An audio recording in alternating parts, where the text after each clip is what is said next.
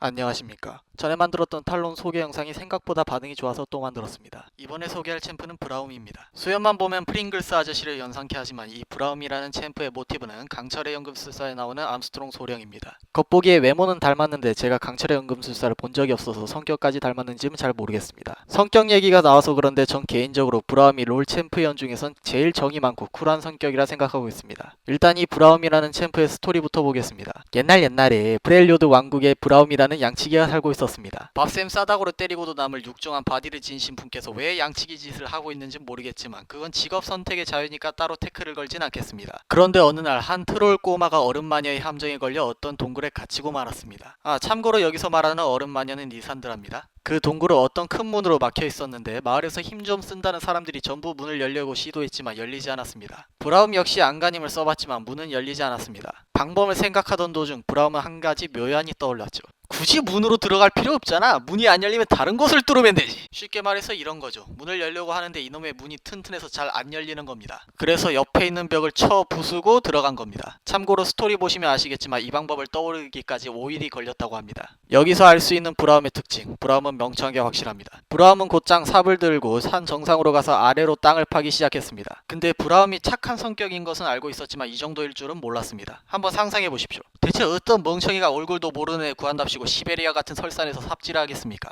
여튼 계속 땅을 파다가 결국 구하긴 했는데 자신이 파놓은 구덩이 때문에 갑자기 산이 무너졌습니다. 그때 브라움이 밖에서 열지 못했던 문을 방패 삼아 돌들을 막았는데 그때부터 브라움은 이 문을 항상 가지고 다녔습니다. 결국은 브라움이 가지고 다니는 방패는 원래 방패가 아니라 문이었고 이 문은 리산드라가 만든 문짝이란 거죠. 전 이 스토리를 보고 브라움에게 하는 가지 실망한 점이 있습니다. 브라움 대사 중에 이런 대사가 있거든요.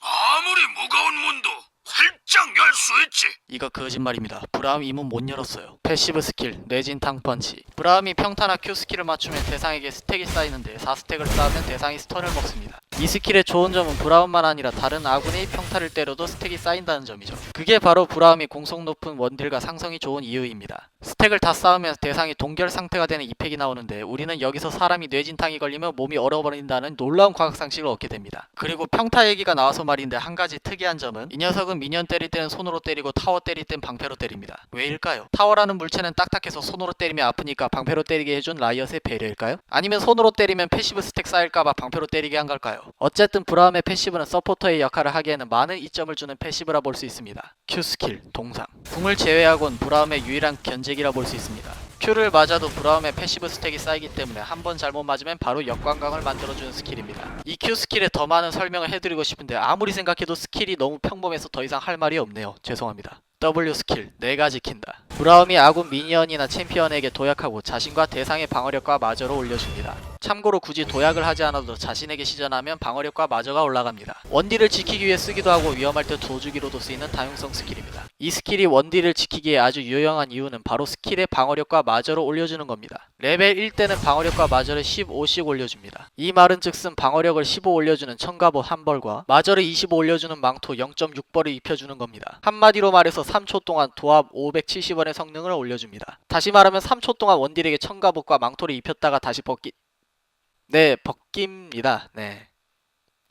이 스킬, 불굴. 브라움이 방패를 치켜든 방향으로 오는 모든 투사체를 막아줍니다. 처음으로 맞는 피해는 무효화가 되지만 이후에 가하는 피해는 일정 양만큼 감소해서 받습니다. 이 스킬과 가장 비교되는 스킬은 야소의 바람 장막을 떠올릴 것입니다. 장막과 비교해서 장점을 꼽자면 브라움은 스킬 시전 상태로 방패를 이동시킬 수 있고 단점은 모든 데미지를 막지 못한다는 겁니다. 전 야소가 처음 나왔을 때부터 느꼈는데 이 바람 장막 스킬의 모순이라면 모순인 게 무슨 놈의 바람이 어떻게 생겨먹었길래 총알도 막습니까? 방패도 못 막는 걸 어떻게 바람이 막죠? 겉보기엔 바람이 그렇게 센 것 같지도 않은데 말이죠. 불굴에도 개인적인 의문점을 가지고 있습니다. 불굴 스킬을 시전하는 동안에 브라움의 이속이 10% 올라가는 부가 효과가 있습니다. 이 성능이 딱히 나쁘다는 것은 아닙니다. 이거 덕분에 득보는 상황도 많이 있으니까요. 제가 궁금한 건 방패를 들었는데 왜 이속이 늘어나죠? 평소에는 거의 끌고 다니다시피 하는 방패를 치켜드는 거 아닙니까? 보기만 해도 진짜 불편한 동작인데 이속이 빨라집니다. 스킬 시전 동안 순간적으로 아드레날린이 분비되는 걸까요? 그런데 이렇게 따지면 탈론 못 긋기는 왜 목을 그었는데 발이 느려지는 것부터 따져야 하기 때문에 더 이상 논쟁을 하진 않겠습니다. R 스킬, 빙하균열.